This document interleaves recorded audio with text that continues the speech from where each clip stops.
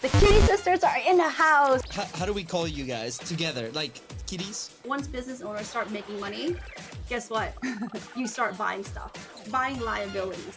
Talk about making it awkward. This guy is a product. I told you. While we're in Everest, we're signing paper to close a $77 million apartment. Let's go on the deep end. Let's dive into it.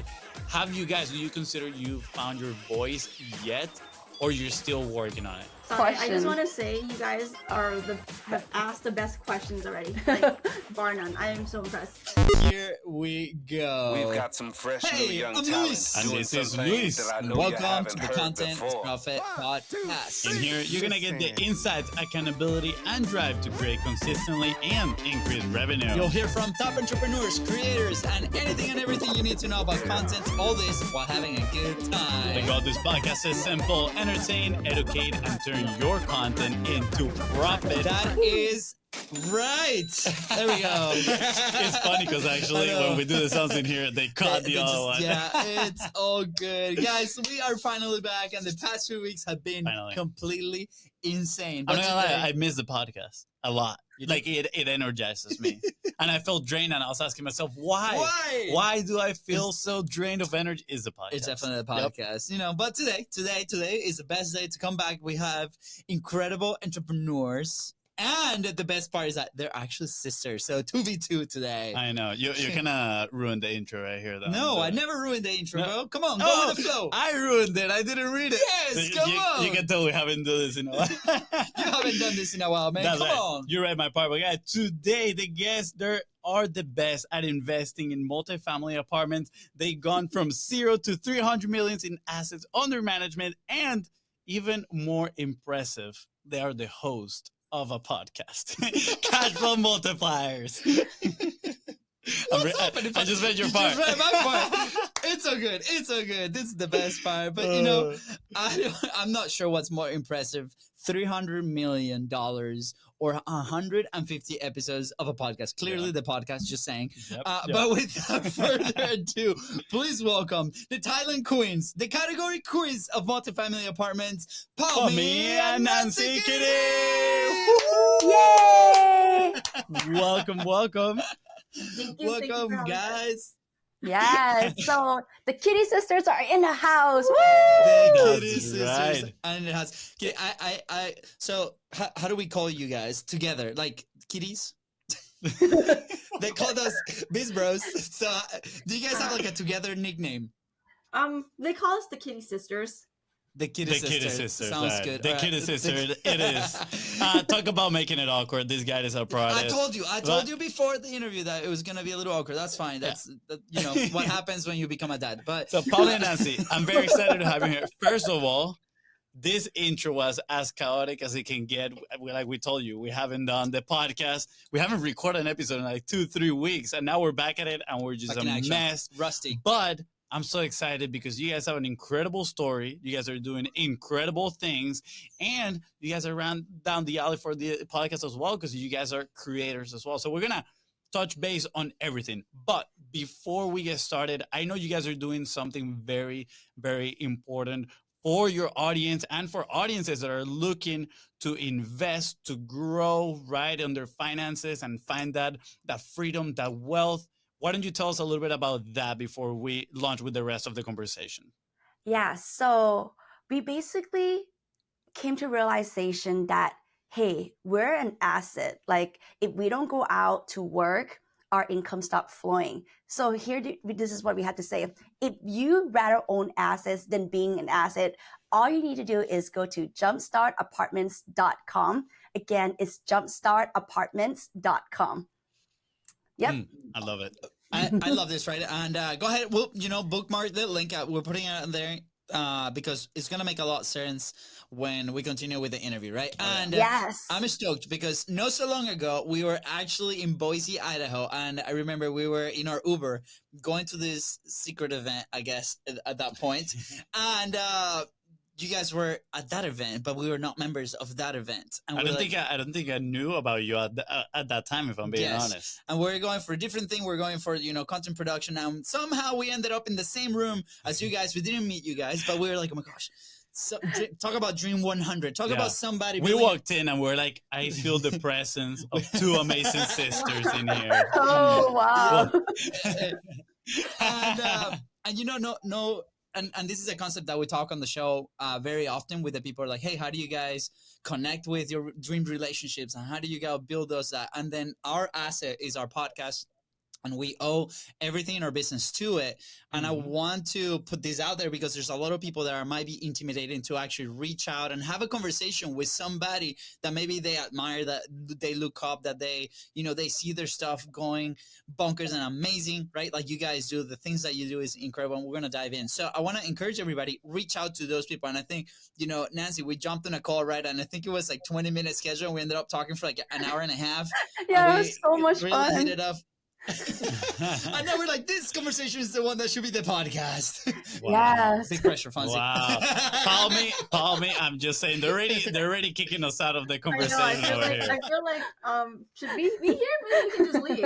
You have your Yeah, own right? conversation. We're like third and fourth wheeling this conversation right now. But It was so fun. Yes. But I'm very interested, right? Like we're originally from Venezuela. You guys are from Thailand, correct? Yeah. And I wanna dive a little bit into like that story. Like what brings you to the United States? Yeah. For us, it was school. Mm. And then why do you guys get in the business that you guys are in now? Like I'm very curious about that transition. Yeah. So, long story short, our parents obviously Came here.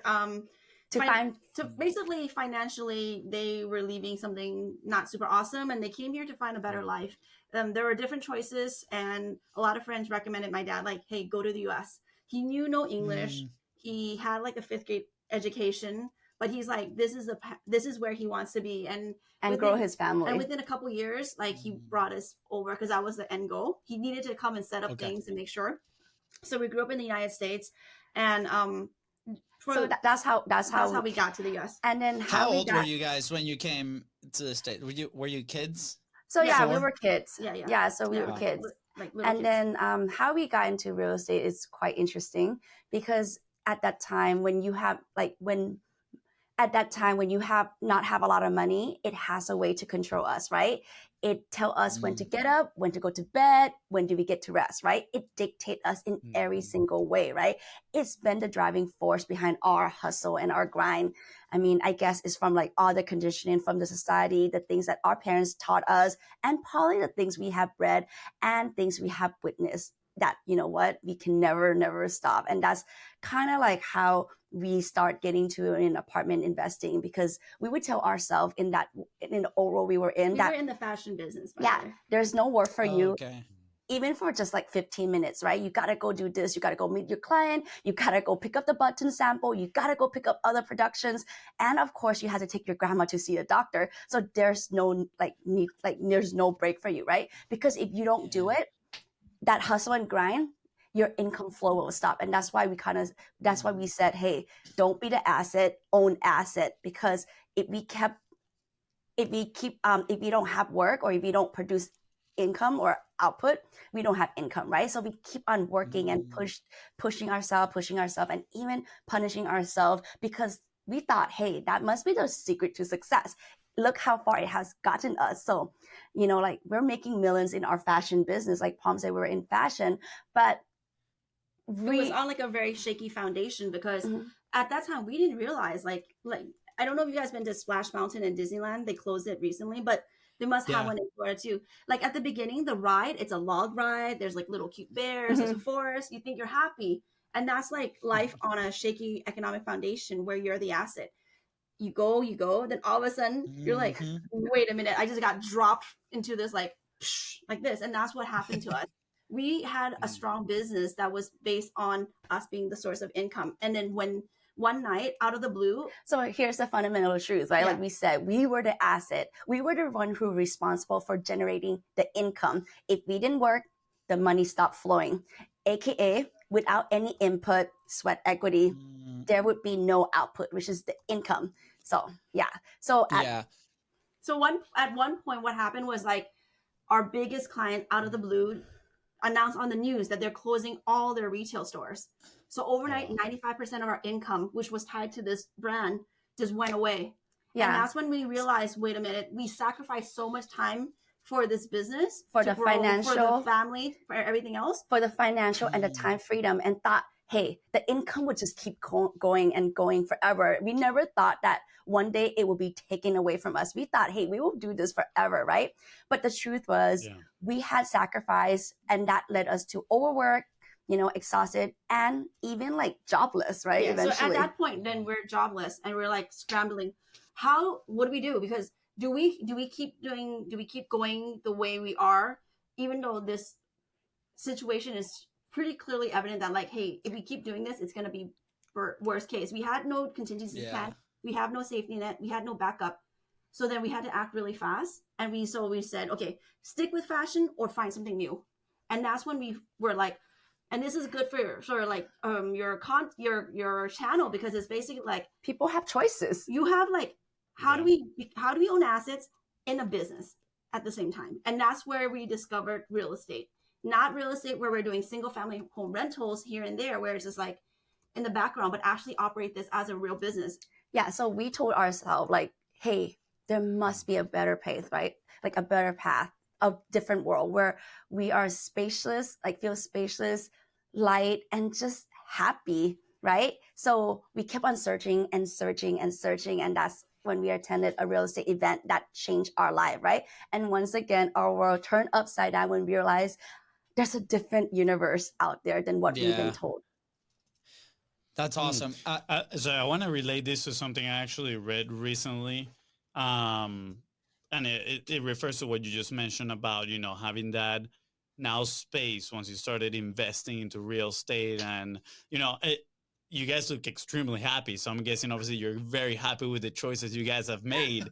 And, recently I was reading the newsletter for Taylor Welch. I don't know if you guys are familiar with him, but he was actually sharing a little bit about his thoughts on wealth, how before he thought wealth was just like financial freedom in a sense, right? It's like, I need a lot of money. But now that he has kids and he's been like thinking about it a little bit more, he's like, I actually think wealth is like a mix between time and energy, right? And like capital, money, it's an enabler of that. But he says time lets you go the length, right?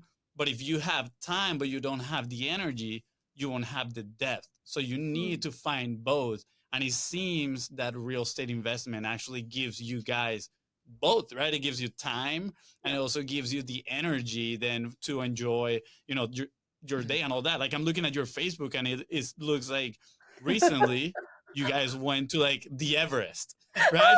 Which is like mind blowing. I don't know if that's recently or not, but either way it's mind blowing. Yeah. Yes, we did. Nancy was actually texting me while we were scheduling. She's like, I'm at the top of the mountain, but we can talk this day. Technology. Which I love. I just wanted to relate it, right? On our side, we also had an experience, probably not as crazy as yours with the amount of volume that you guys were doing in the industry, but we also lost about 90% of our sales with like one event, right? For us, it was COVID, all the businesses that we were helping close, and we were like, wow, this is like a really challenging moment for us to really decide what we wanted to do. And for us, that was the pivot to the podcast, right? And building, in our sense, like this asset. But as I hear you talk, right, it's true, right? Like we are the asset to this, right? Like the feedback is your persona. If the show doesn't go on, obviously we have the evergreen, the long tail of the show.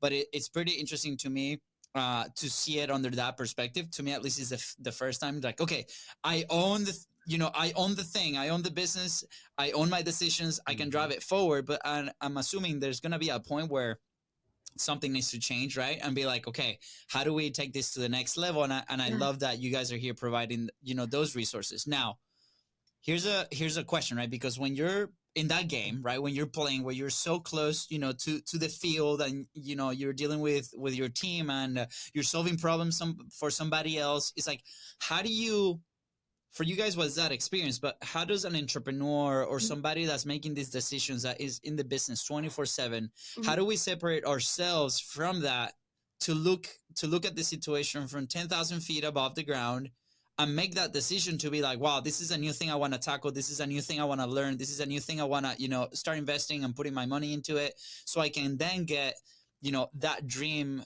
life that I really want. How do we unplug from that to be able to make that decision? Yeah, wow, I love your question. I just want to say you guys have asked the best questions already, like bar none. I am so impressed. So it's because you know why? Because you're a business owner, so you understand that. I think this is just a common problem with a lot of business owners. You're in the weeds so much that you don't even take a second. Either your business is thriving so much, and you're like, their mindset is like, I'm just gonna keep doing this. Why do I need to worry about my plan B because this is going to do well? Like you hear that all the time. The problem is like the unknown is what always kills us, and that's what they call the black swan effect in finance, right? The unknown. We don't know when this is happening. So what we say is take what we there's a concept in the book that says like the richest man in Babylon. It talks about pay yourself first. So I think like in business, especially in a startup phase, we tend to reinvest the money into the business, hire staff, grow the business, where you don't actually pay yourself first. Paying yourself first isn't go buy a luxury car or like, hey, I'm gonna take rides on like a private jet. Paying yourself first means how do I extract at least 10% of the income that I'm producing right now and grow that independent of my efforts.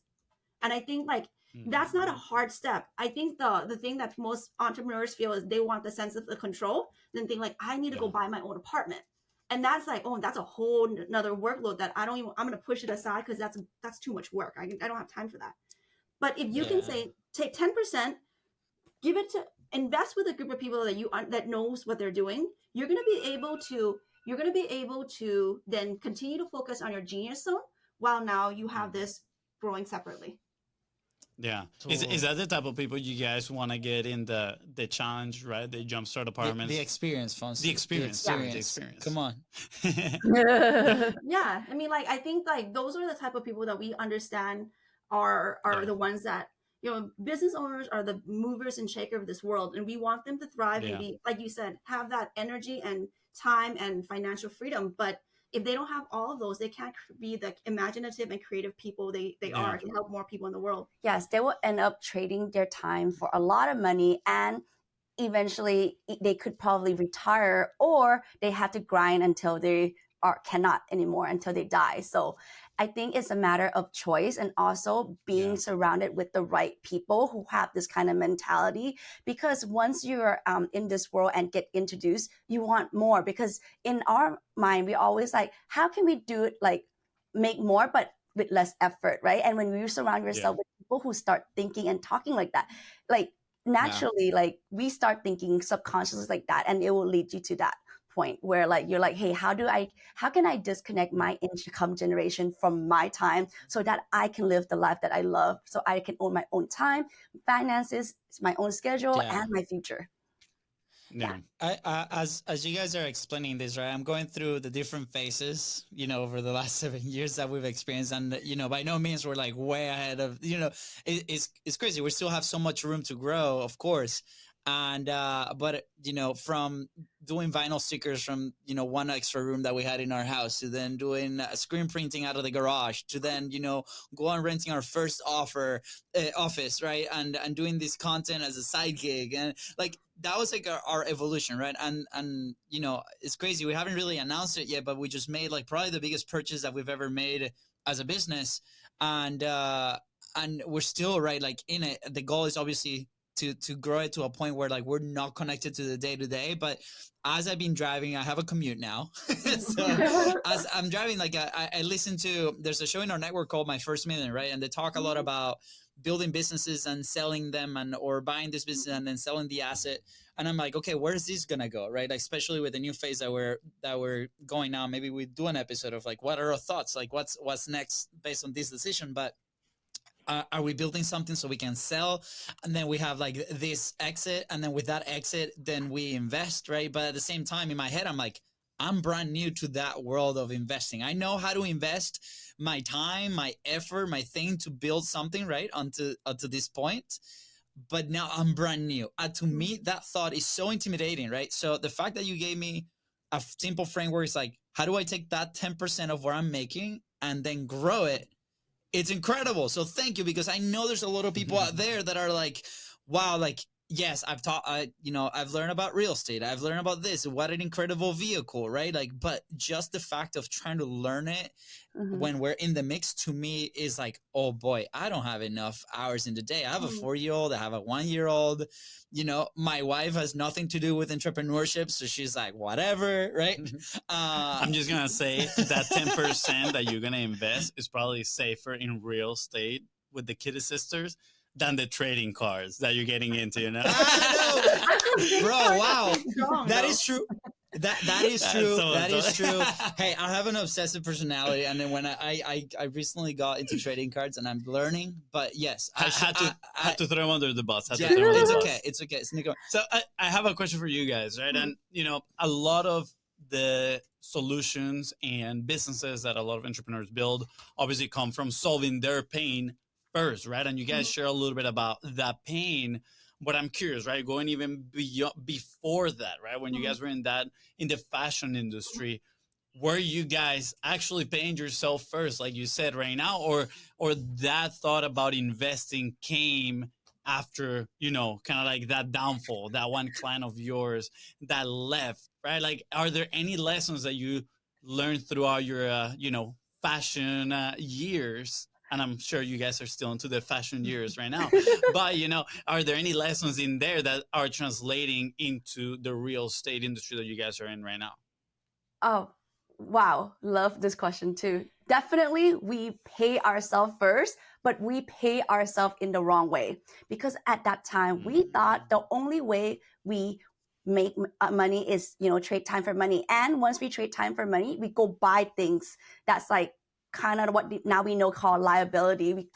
We get into like, we buy XYZ, right? Instead of investing and growing that asset pot, because we didn't understand the concept of passive income. We didn't even know there was other choices for us. We were just educated, as we said, like, hey, go to school, get a good job. And if you want anything, just work more and just pay for it. And that's it. We have no idea that we can actually pay ourselves and reinvest that money into. We missed the second part. We didn't reach the richest man in Babylon. So we just like pay ourselves and then we go buy stuff, right? I think a lot of people, like, once business owners start making money, guess what? You start buying stuff, buying liabilities, buying cars, homes, watches, bags, whatever. But trading cards, apparently. Trading cards, not income producing assets. Right? Yes, so like for us, we could have gotten everything that we just listed, but instead of just directly go buy it, we buy assets so that it can pay for all those stuff, so that the principal is not touched. You're just spending on you're growing your wealth. You're growing your wealth, but you're just getting from the cash flow, the passive income side. So we're not against all those luxury stuff. We just wanted we just need to do it a different way. Yeah, this is a smarter way to do it, and it seems that that's kind of like the lessons that you guys stumble upon, right? And I feel like you said, I feel like a lot of entrepreneurs are like, well, I'm working hard, right, on this, I need to reward myself, and then they go and buy, I don't know, I go and eat a lot of ramen, So I'm like, let me just go to the ramen shop and just eat ramen every single day and spend all my money in there. But I feel like for everyone who got enlightened, they would understand if they shift, like just change 20% of who they are, and they just shift this mindset, they can have everything that they still want. It's just how wealthy people are acquiring them. Yeah. Okay. Absolutely. So I want to dive into that a little bit, right? You gave us like the first step, right? I love the 10% first step, but also I wrote here delaying gratification, right? Sometimes like we live in this society that is like, okay, I want it now.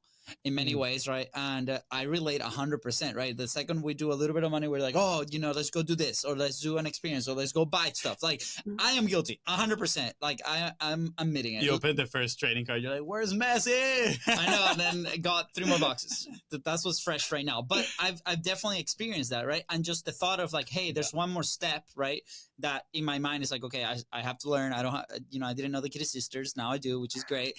But in my mind, it's like, it's going to take time. How do then in our heads as entrepreneurs do we delay gratification? How do we start changing our mindset so we can be in a position to execute like you guys are doing, which is clearly amazing, and then have the results that we really want, right? What's the first step to start changing that mindset? So that's a really good question. I think like, so there's a couple things. The first one is like, delayed gratification isn't years, isn't 10 years, 20 years, 30 years. If you do this correctly, it's just takes a little bit of time, but it's like 5 years.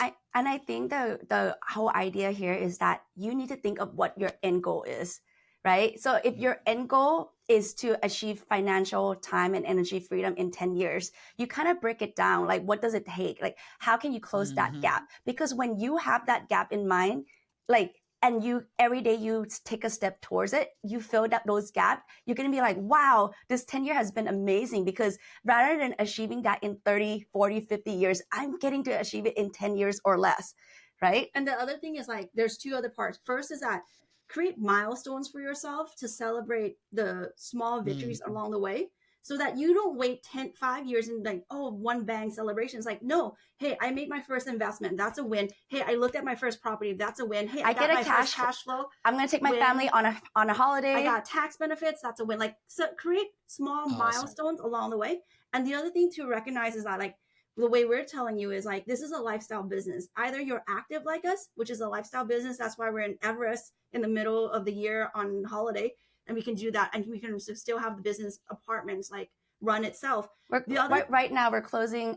While we're in Everest, we're signed paper to close a $77 million apartment. Wow! So that's amazing. Yeah, so that's a lifestyle business. So that's way one, right? Active. Second way is passive. If you're a passive investor, as we talked about, you're not spending any time in this business. We're running, and we're the active people doing the day to day. So the time will go by faster for you because you're not learning, frustrated, having to figure out all the stuff, running into pitfalls. So that's why those are the two things I would say.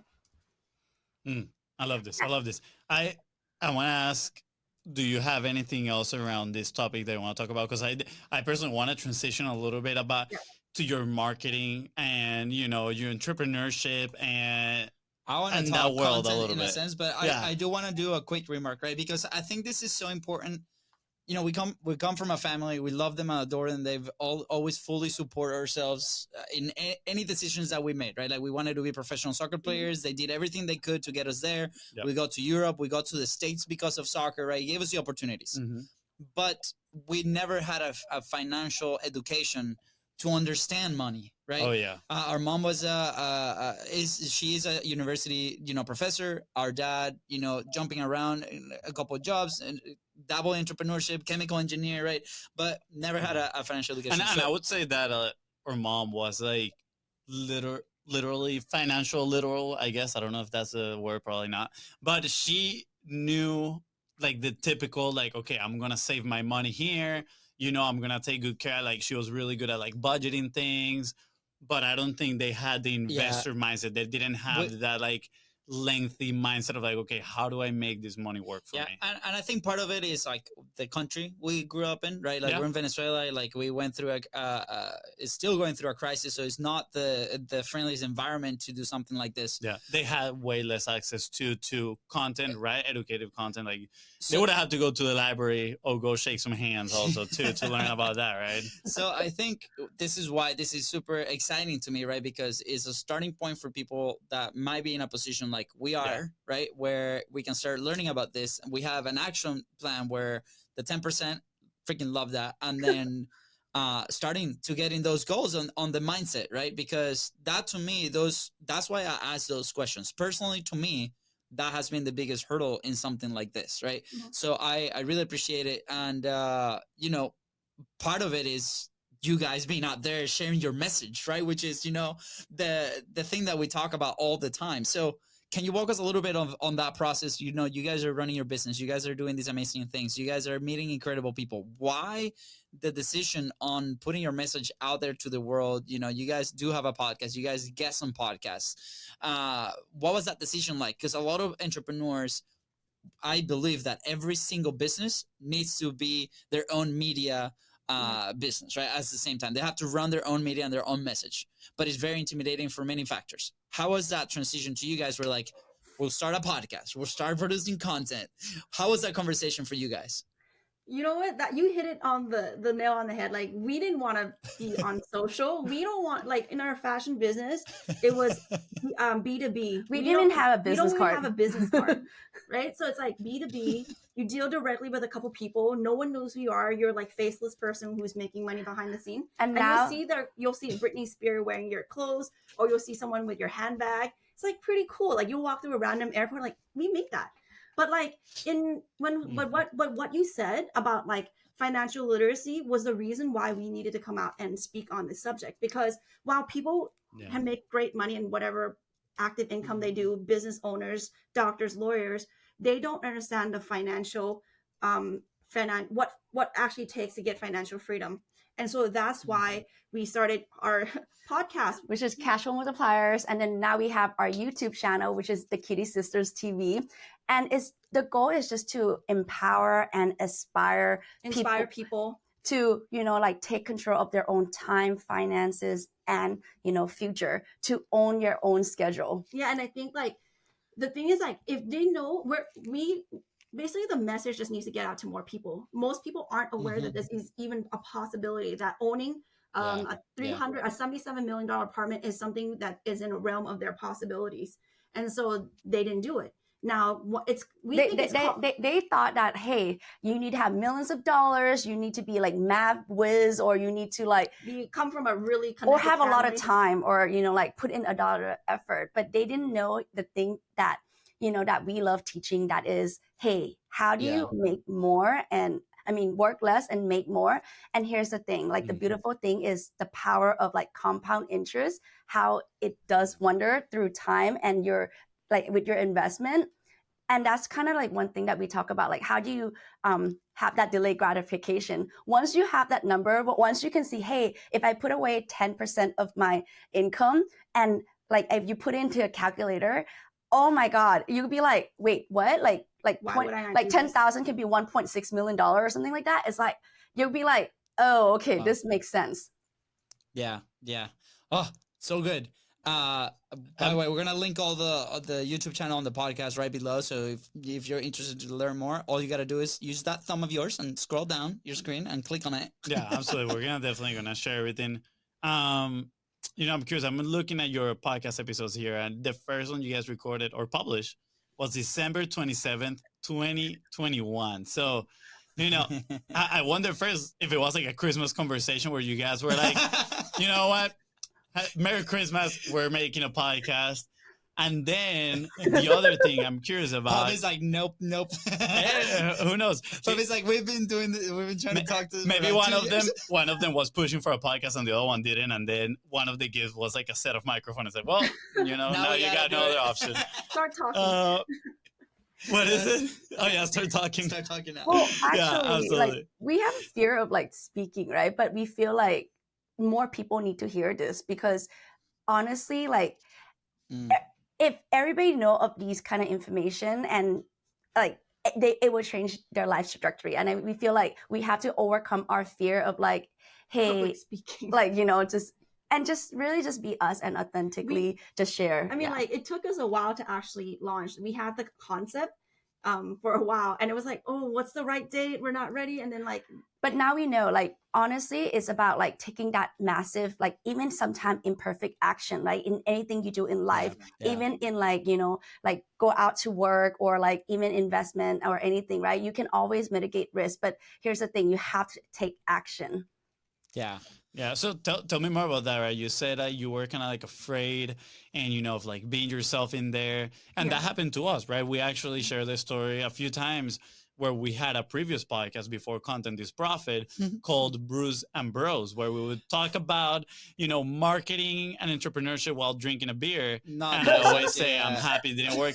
I'm happy it didn't work out, because we would be alcoholics. Yeah. But, we were trying to make that one so professional, so not ourselves. And on this one, we're like, you know what, let's joke around, let's be awkward, whatever happens, happens. And, that through iteration, you find yourself and you find your voice. was it like that for you guys? Like you said, you guys like planned it a lot, and then you kind of like were like, all right, good, let's go on the deep end, let's dive into it. Have you guys, do you consider you found your voice yet, or you're still working on it? I mean, I think like it's always like always progressing, never ending kind of thing. Like you get better and better as we do it. Obviously, day one to now, we're better at it. But we're not by no means like I feel like we're way we need way more work on that. But again, it's like we do what we can, we do the best that we can at that point in time. And so the thing that we realized was like we were giving ourselves too much pressure to be something that we weren't. We weren't professional podcasters. We barely know how to do this, record, how do we, you know, like literally basic things we didn't understand at that time. But what we know now is like give ourselves a grace, do the best we can, and then people who understand and appreciate our message, they're gonna be okay with like we're not gonna be as polished as someone else or anyone else, just be us. And I think over time, like you know, like you just improve, like you know, like how there's a saying, like if you do something for over 10,000 hours, you become an expert at it. So I want to encourage anyone who's listening is that whatever you want to achieve, you should start now, because you will get better, right? In time, you will get better. Like Oprah, like she wasn't a great public speaker, or Beyonce, she wasn't rising to the top of the chart. They all started somewhere. So like, so you should start somewhere, and then you'll become better. Yeah, absolutely. I actually just heard a podcast about Leonardo da Vinci, and the host, our friend Leo, you know, and the host was saying how he would always make a remark on how at first he really didn't actually like reading books because he thought he actually wasn't learning. He actually preferred starting doing the thing, and then down the road when he had some base knowledge, then he would go and check on books. Then instead, obviously, as he grew up older, he kind of like changed his view a little bit, and he liked reading, but he always had that, you know, action first kind of like initiative, which I feel now with all the information that's out in the world, it's a little bit challenging for people, because people like you have all the resources that you want at the you know, at your fingertips. So people are like, how to do X, Y, and Z, and immediately thousands of YouTube videos show up, and you go down this rabbit hole, and then eventually you get to a point where you go from motivated to do something to overwhelmed from the amount of information that you have, and then you're like, okay, I don't want to do it anymore. Or you start overthinking it, and it's like, what mic do I need? What framework do I need to create this podcast, etc. Right? So I love that advice. It was like, just get started, start putting the hours. Like it is very different, the amount of hours of actually taking action than just reading and consuming about something. Yes, and this can tie back to like our recent trip to the Everest base camp. Like we didn't wait until we have like the perfect like hiking gear or shoes or even fitness level, right? We literally didn't train for it. It's like we're really fortunate. Like we just walk our fur babies, and they kept us like in shape, and we just show up at the beginning of the trail and we just start walking for days. Like we end up walking. There's gonna be a lot of people right now listening, like, I hate you guys. I hate you. No, you can be too. We reached like, I'm with you. Over 17,000 feet elevation, right? And we walk over 75 miles in 9 days. We just kept walking like one step at a time. Yeah. And our focus was our finish line, right? Our finish goal, which is to reach that Everest base camp. We didn't care like what we didn't have or what we thought we lack of. We just focused on our goals and we just keep walking. You know what? Like that's a good point. Like we actually talked about this. Like if you have like too many goals, so many things you're chasing after, you're not going to be able to focus. But every single day, all we cared about is getting to that next place that we're supposed to rest, that next city. And so like if you only have one thing you're focusing on, and the action steps were, and that kind of tied back to the delayed gratification. We didn't get to Everest base camp the first day we got there. We actually took step and process to get there, but we had our goal in mind, and every day we're walking closer to it, that we don't want to give up. Like by day 6 or day 7, when our body was like, oh, I can't take this anymore, we like, no, we're so close to our goal, we're going to keep to our plan, this roadmap, we're just going to keep going, tackling one point at a time.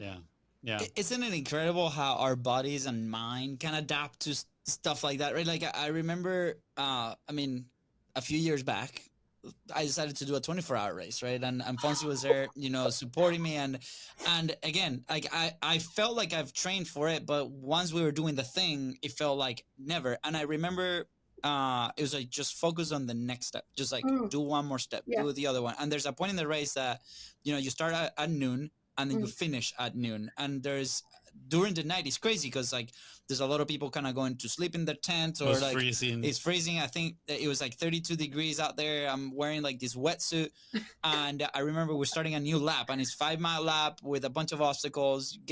You're wet, you're in mud, and I remember the thing that I kept thinking was just one more step, and then you will point. You will see a tree, and you're like, okay, I'm gonna walk to that tree.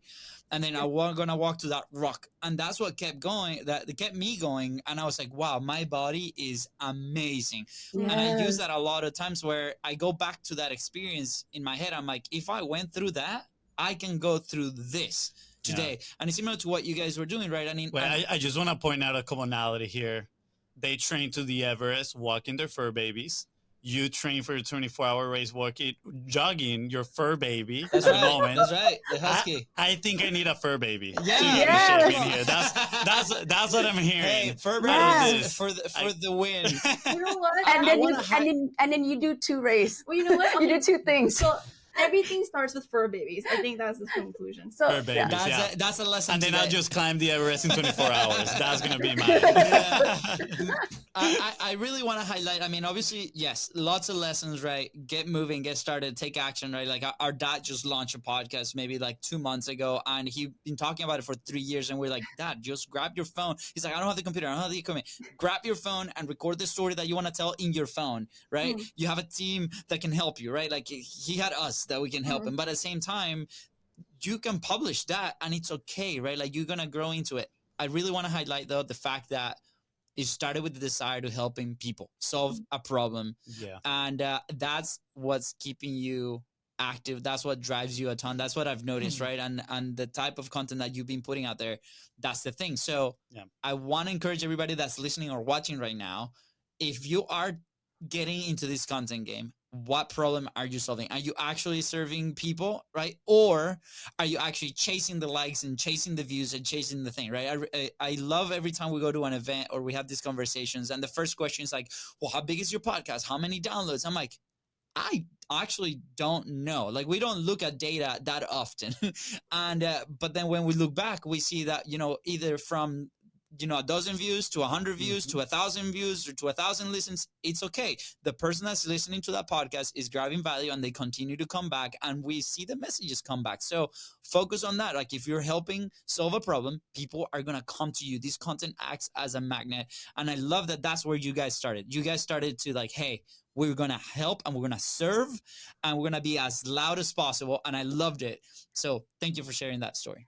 Yeah. Oh, well, it's our pleasure. Seriously, guys, I think it's really fun to get out of your comfort zone and all these stuff that we talk about, like having your own podcast, YouTube channel, running a 24-hour Everest Base Camp is all for us to train our mind to get out of our comfort zone and things that after the comfort zone is our growth. So every time when you challenge yourself to get out of the comfort zone, you will realize, oh my God, you have grown so much. And these also have the compound effect, right? So like when you look back, like we all are not like who we were like 3 years ago, 5 years ago, or even like a year ago. We have changed so much, and the people and the lives that we have inspired, that's like the rewarding part for us. Like, and then for us as like real estate investor, so far, we've been able to help our investors save like $50 million in taxes, close to actually $70 million now. By the end of the year. Amazing. By the end of the year. And also cash return of over $15 million for them not having to trade their time for money, right? So it's like, that is what make us happy. Yes, that's amazing. That's a good mission. We're about to wrap up. We're have so many more questions. I know we're gonna have to do a part 2, guys. Just saying. Yeah, let's do it. Part 2 can be on your podcast. So, yes, let's do it. Woo. So we have a couple last questions that we need to ask, but before those, this is a question that we get all the time. Every time we're being interviewed together, like you guys are brothers. How don't you kill each other? So you guys are sisters. How don't you kill each other? Like, how are you guys working together? What's that dynamic, right? We even have been in podcasts that they interview marriages, and they're like, "How do you guys deal with each other?" Yeah, and we're we, like, we "Well, had to put a disclaimer at the beginning. To be clear, we're not married." Exactly. That's what we get to. So have you guys always kind of like worked together? Have you guys been always close to each other? What has been that evolution with both of you guys, and now obviously running a very successful business? I'll let Palm take that. So we as a kid, I didn't get along and we didn't hang out much, but once we started doing business together, we work really, really well. The dynamic is more like, so in apartments, I'm more like the operations acquisition side of the business. She's more like the investor relations, communications, stuff like that. But I think like we have grown. Like I think like our business, especially in real estate, if you notice, like this is kind of like a family-oriented business where you'll see like spouse work together, like parents or even siblings, right? And that is by choice as well, because there's no one else in the world that we trust more than like, you know, than one another. And I think you can probably say that. And you just have to be your authentic self. And yes, we do fight. We have disagreement. Even when we start off, like, you know, to record our YouTube channel or like our podcast, like we have different ideas and stuff like that. But like, again, we always think of our end goal. Like, what do we want? We want to have, like, we want to do this. So we're going to have to, and by being together for so much, we learn how to compromise, and we learn how to like, what are the trigger stuff that will trigger her? Like, I won't do it. Like, I know like there's something, and like, you know, we know each other so well that we don't do the things that will trigger those emotions. At least try to. Yeah. That's the difference. That's the difference. Fonzie keeps doing the things that trigger me. Yeah, so that's the difference. I'm like, oh, that's gonna trigger him. Let me do it right on purpose. And now we have like a 1 minute rule. Like we can just vent for 1 minute if you don't like anything. And we're like, after 1 minute, it's a waste of time because we're still family and we're still going to go proceed forward. Yes. So we just do 1 minute vent and that's it. We're like, okay, 1 minute's up. I like it. Yeah. I like 1 minute. We should have like boxing gloves around here and be like, 1 minute fight. 1 minute fight. The winner takes all. Equity on the line. Winner takes all. There we go. I like it. Winner takes Good recommendation. Celebrity 1 minute boxing matches. Let's set that up. That's so fun. You guys are so cool. That will be the new clips. We'll live stream it too. Oh boy, we'll make a show out of it. You have so much anger inside. We were just talking about. Honestly, no, I'm full of love. I'm such a loving person. He has a lot of energy. Yes. Well, I did just finish a Red Bull, so I think that could potentially be part of it. Yeah. So I'm gonna put this out there. Next conversations that we have, I want to learn more about the experience you guys are putting together. I know you guys are launching, I think it's tomorrow. And if you're listening to this, I think it's launched today. Yeah. But I want to hear kind of like the breakdown on the strategy and how you guys drove traffic. We know you guys are part of an incredible group of entrepreneurs in the ClickFunnels community, if I'm not mistaken. I'm sure you guys might be members of some other amazing communities with entrepreneurs. And I really want to dive deeper into your content and some of the strategies that you guys use to, you know, lead traffic to that experience and, you know, kind of like show a little bit maybe the behind the scenes on some of the results that you guys got. So we're going to have to do that for part 2 after you guys do your experience and, you know, obviously become ultra massive, even more successful, influence a lot of people and help them with all the investments. We'd love to. Yes. We're all about the impact. Guys, I'm super grateful that you guys came onto our platform and our show and sharing your story and what you guys are doing is clearly incredible. And I love that you guys are doing it as a family too, that I relate so much. I could not think of a better person, you know, to do business with than, you know, Fonzie. Are you sure? Sometimes. He's like, but honestly, on the mic only. On the mic only. No, I think we've talked about this, right? And there's been opportunities and, you know, and it's incredible, right? Because at the end of the day, we're family, right? And we want the best for each other. And I'm so happy that you guys are doing the same thing. So last couple questions. We have 2 questions, right? So where would you be right now if you did not decide to publish? Oh, wow. We would be doing like more one-on-one conversations. It's going to be more analog. It's going to take more time. It's going to take us away from our family, away from the things, the leisure time. It's going to be a grind, and maybe we'll end up not doing it, because it's just way more work. I think like publishing is an amplifier, and it's like a magnet, like you guys said. So I think publishing is very important. Awesome. Yes, Thank you guys. I think like by not publishing, you're being selfish, right? You're keeping all the information to yourself. You're like quietly we're accumulating growth and wealth, but we're not sharing to the world where we can help make the difference in people's lives. And just by having a conversation or even listening to this podcast can change your perspective, can take you one step closer to your end goal, right? Yeah, I think there's just a small remark on that. I think there's a very real fear-based mindset around creating content for a lot of people, because they're like, oh, what if I put it all out there? Like, they might steal it from me. They might do it themselves. It's like, cool. What if they do it, right? Like, you're still gonna have the people that are gonna resonate with you, that are gonna seek for your help, right, for your guidance, etc. And honestly, the more I see it, I'm like, actually, there's a very, very little, if actually none, people that are going to copy what you're putting out there and do it themselves. Like, when I look at our processes and the things that we do with the content and, on the company, I'm like, I could literally go live and share all this, the behind the scenes. And I know for a fact that I'm going to be having a little bit of fear. Like, what if somebody copies it? What if our competitor grabs this and uses it themselves?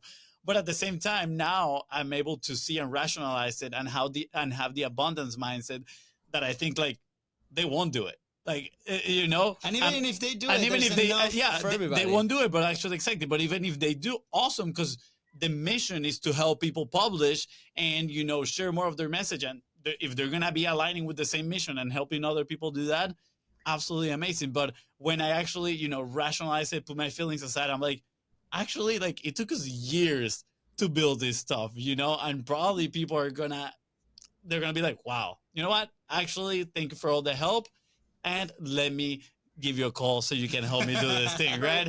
At the end of the day. So put your message out there, share freely, and Yeah, I was gonna say exactly what you mentioned.